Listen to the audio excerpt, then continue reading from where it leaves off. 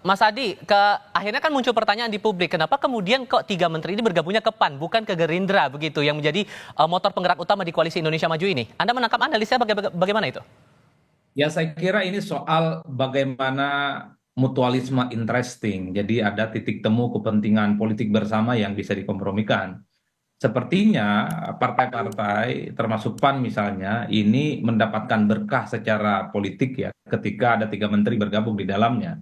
Menteri-menteri ini sepertinya ke depan memang tak lagi dalam tanda kutip ya kelihatan independen dan profesional tanpa ikatan politik apapun dengan partai. Saya membaca kecenderungan Prabowo Subianto itu ingin melihat bahwa menteri-menteri di kabinetnya saat ini adalah mereka yang terafiliasi dan menjadi bagian dari partai politik tertentu.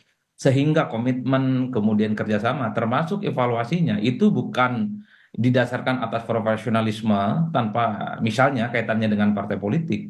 Ini yang sepertinya menjelaskan kenapa ketiga menteri ini akhirnya bergabung dengan Partai Amanat Nasional. Tentu jika bergabung dengan Amanat Nasional, ketiga menteri ini mendapatkan posisi yang cukup penting dan cukup strategis ya. Ini yang saya kira kenapa para menteri ini pada akhirnya melabuhkan pilihan politiknya ke PAN. Kalau di Gerindra saya kira sudah banyak orangnya. Jadi posisi-posisi kunci sudah terpenuhi, posisi-posisi strategis saya kira juga sudah ada. Termasuk Bung Noel misalnya di Gerindra kan menjadi orang penting. Hmm. Jadi hal-hal macam ini sepertinya bagian dari upaya untuk mengonsolidasi. Jangan lagi ke depan misalnya partai yang kemudian beririsan dengan tokoh-tokoh profesional itu tidak bisa bersinergi satu sama yang lain. Anda melihat Ini ada pengaruh Jokowi juga tidak di sini, di balik tiga menteri masuk ke PAN itu?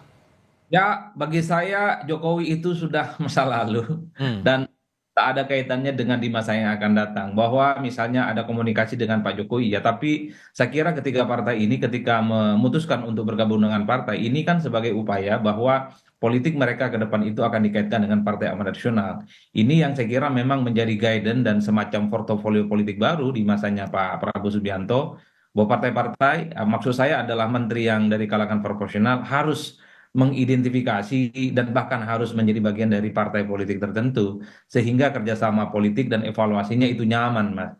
Oleh Oke. karena itu Prabowo nanti agak nyaman cara mengontrol partai-partai yang kemudian memiliki kader-kader yang ada di dalam kabinet, misalnya Bung Noel, kemudian Bang Viva, Oke. nanti evaluasinya, feedbacknya itu pasti ke partai, bukan lagi orang per orang, bukan lagi antara presiden dengan kalangan proporsional. Baik. Inilah format baru bagaimana Prabowo Subianto menyusun dan memberlakukan postur kabinetnya untuk di 5 tahun yang akan datang. Mas Adi, Bang Noel, Mas Viva, terima kasih banyak sudah mau berdiskusi bersama kami hari ini.